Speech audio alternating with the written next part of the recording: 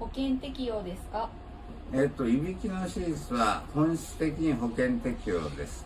で、そのいびきの手術の保険適用が通る利用件というのがありまして、要するに保険で認められている機械を使って認められている方法でやること、それ以外のものは保険適用にはなりませんが、当院ではその両方を満たした方法でやってますので、保険適用で自己負担約3万円前後です。